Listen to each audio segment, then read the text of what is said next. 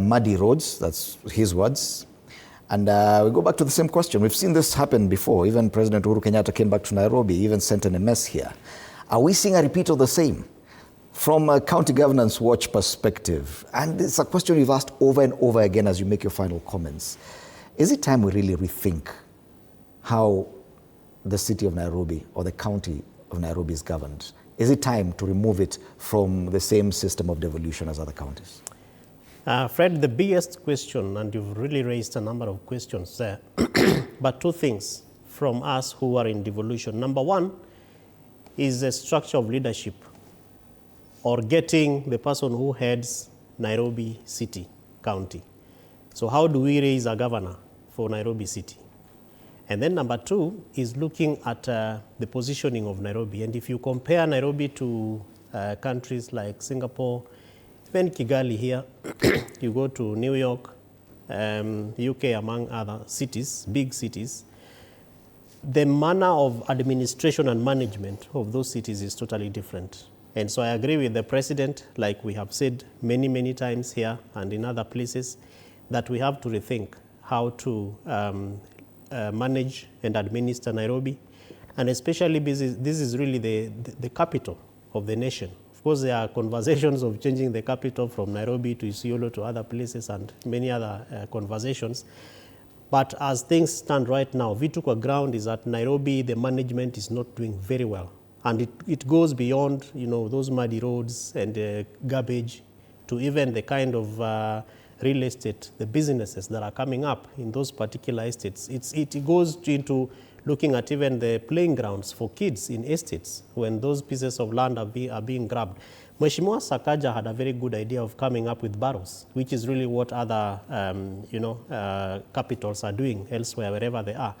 But the difficulty in assessing why these things fail is not that we are not able to. Fact of the matter is that the leadership of the city, so I am actually hitting at the back of the leadership of Mheshimiwa Sakaja, who is my good friend. Once in a while we send WhatsApp to each other and I ask him, what is this thing that is happening? And it is really disturbing that people like the president have now to reduce and lower themselves to be talking about Nairobi as a county, of course a city, but as a county. So yes, we have to rethink about the leadership of Nairobi City County. Mm-hmm. We have to rethink about how we administer services within the residents of Nairobi. And it's because, again, if you look at the demographics of Nairobi, this is a city that is almost 6.3 million people during the day. And at night, we are talking 4.8 million. It cannot be run like any other cities. Yeah. Nairobi is one of the biggest on-source revenue earners, and even equitable share. The monies that Nairobi receives from the national government is incomparable to any other counties. So we cannot begin to look at Nairobi as it is going down the drains in that manner. And therefore, many things that have to happen. Number one is the number of counties that we have. Number two is whether we want to learn from NMS and strengthen that kind of an engagement.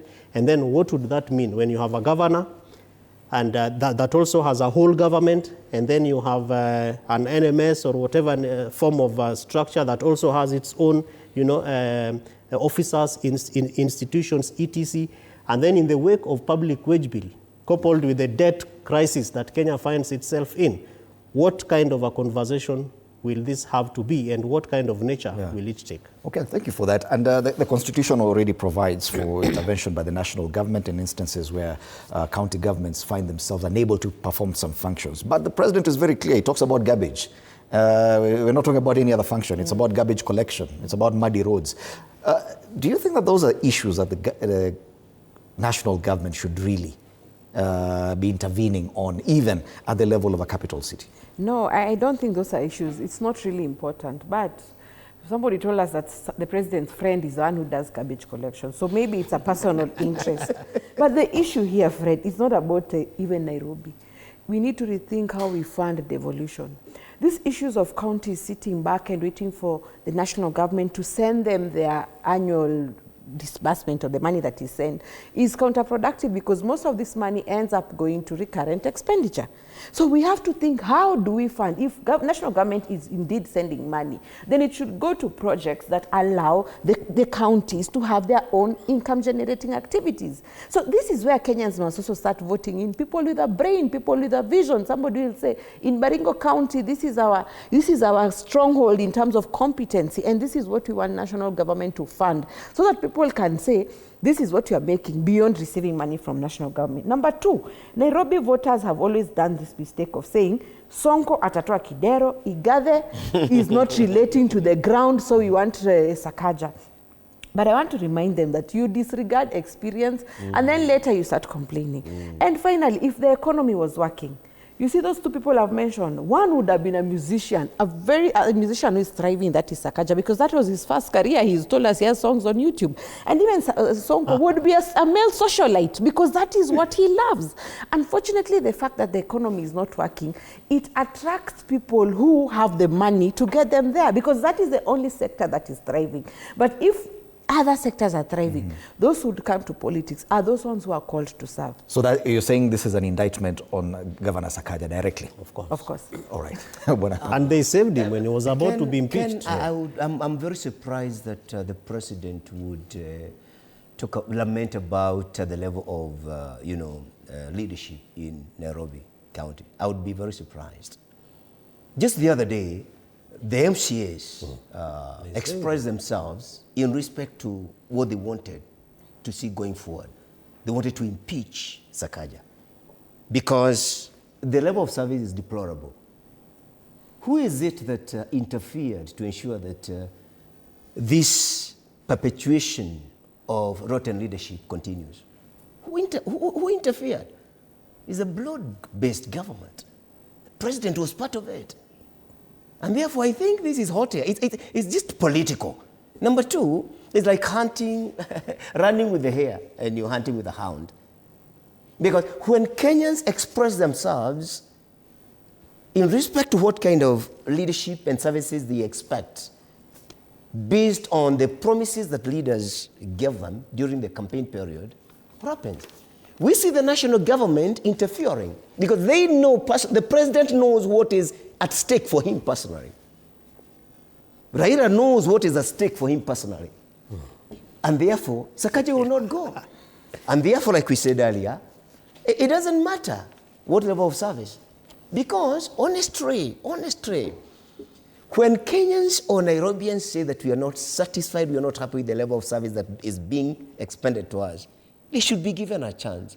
And we have seen this happening in many areas in this country. Therefore, then my thinking is, the president is not serious about it. He's not being genuine. Yeah? Is he being genuine? No, he's not being genuine. He's not being genuine. I think there's some level of, what would I say? Just trying to play with the psychology of the masses that I am concerned. But truly, behind the curtain is different. Bwana Odede, what's your assessment? I think we need to not compare Nairobi to other counties within the country. Nairobi needs to be compared to other capitals, other cities, and see. Because if we try to compare Nairobi to other counties within the country, we belittle Nairobi and then we reduce the ambitions of Nairobi and then it will still stand tall and we actually get comfortable and think something is working when totally nothing is working. Let's just imagine that we can compare Nairobi to New York and other major cities in the world. Then we will see how low Nairobi has become. And then as a people, it would give us an opportunity to go to the ballot knowing what we want in terms of a governor and how we want Nairobi to be governed to match the capital that it is. When we still compare Nairobi to Migori, Isiolo County, whatever county, we make Nairobi stand tall and we make Nairobi look really great because everybody comes to Nairobi and think they have gone to a far city, a major city. So two, we need to elect the governor of Nairobi based on a few things, might not be all, but we probably say, Fred, we want you to achieve only 3 things. And then once you stabilize that, we will see whether to elect you again to take another thing. So one, the only worst thing about Nairobi is that waste management. If somebody can sort out two things in Nairobi for now, we know ambition is big, but if for now somebody can stabilize the decongestion of the city, the transport, the traffic, and then the city is clean, we can say this is trusted. If we give this one another chance, we can now sort out other things. But then the last thing, the rot in Nairobi is also big in terms of corruption within that city hall. And it was built way when it was city hall until now. So we cannot deal with it at the level of one person as the governor. It needs more to be done. Let me ask you a question, and this is the final word, Kabisa, because is it a problem of the design of the devolved system of government that is not sustainable in as far as Nairobi is concerned? Should we have a different system that runs the city? Others have talked about a city manager away from the governor, someone who runs an urban capital city away from the governor, that the governor has more to think about apart from just Nairobi. Do you think that worked for Kisumu, for example, because that is a capital plus other rural counties, sub-counties. But Nairobi is purely the city. Every sub-county in Nairobi is the city. So I personally do not think we need a city manager away from, because the whole Nairobi County is city. And the governor is here with his CECs. When we talk about Kisumu and city manager is simply looking at the capital, which is the city, but there is Nyakach, which is purely rural. There is Muhoroni, purely rural, Seme rural, everything else rural. But Abala, for example, is now just looking at the city, which is Kisumu. Nairobi is not in that kind of setup. Every sub-county in Nairobi is part of the city. Yes, definitely. The situation in the capital city of Nairobi, a big discussion this entire week, especially after the president came out and singled out the issue of waste management as well as the dirt on our roads. Those are the two things that singled out.